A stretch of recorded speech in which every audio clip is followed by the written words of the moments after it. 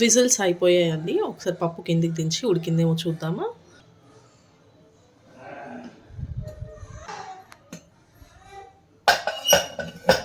చూడండి పప్పు బాగా ఉడికిపోయింది. ఇందులో ఏమైనా వాటర్ ఉంటే అవి మొత్తము ఆరబెట్టేసుకోవాలి. అంటే వాటర్ ఏమీ ఉండొద్దండి, లేదంటే బెల్లం వేస్తాం కదా మళ్ళీ అది ఇది కలిపితే ఇందులో వాటర్ని అంతా డ్రైన్ చేసేసేయాలి. ఇదిగో చూడండి, మీకు ఇక్కడ కింద కనపడుతుందా వాటర్ వస్తున్నాయి చూడండి. ఈ వాటర్ అంతా తీసేయాలి. మనకు కావాలంటే ఇందులో చింతపండు వేసి మళ్ళీ చారు పెట్టుకోవచ్చు. అది హెల్త్కి కూడా మంచిదండి, బలం ఉంటుంది ఆ వాటర్లో. ఓకేనా.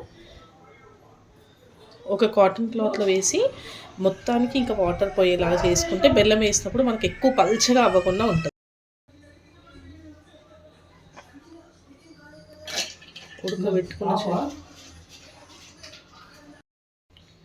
ఉడకబెట్టిన శనగపప్పు మిక్సీలో వేసి గ్రైండ్ చేసుకున్నాము.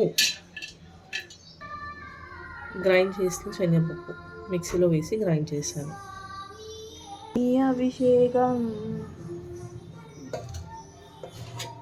ఇది ఒక బౌల్లోకి తీస్తున్నానండి. ఇందులో బెల్లం యాడ్ చేసుకున్నాము.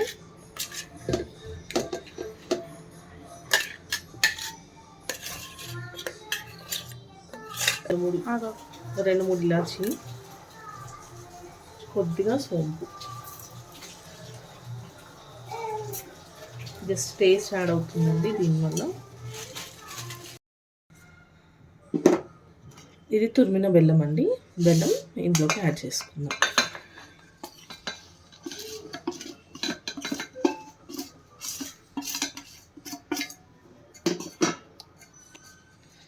ఫైనల్గా పూర్ణం పిండి అయితే రెడీ అయిపోయిందండి. ఇందులో ఉడకబెట్టిన శనగపప్పు, బెల్లం, ఒక 4-5 ఇలాచి, కొంచెం సోంపు, ఇది రెడీ అయిపోయింది. ఇది పక్కన పెట్టుకొని మనం పిండిని తీసుకుందాం.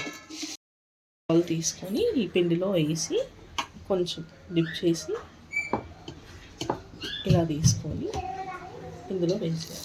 అంతే, ఏం లేదు.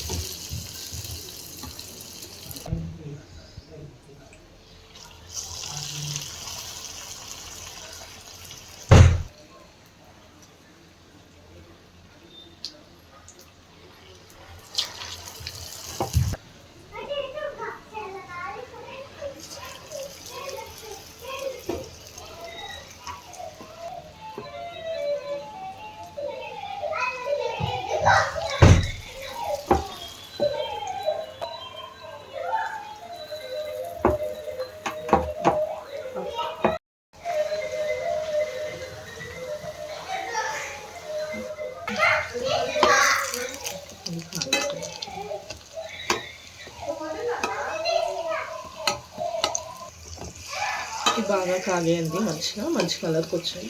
తీసేసుకోవాలి, సర్వ్ చేసుకోవచ్చు. ఈరోజు ఉగాది స్పెషల్ కాబట్టి ఫస్ట్ దేవుడికి నైవేద్యం ఎక్కిద్దాము.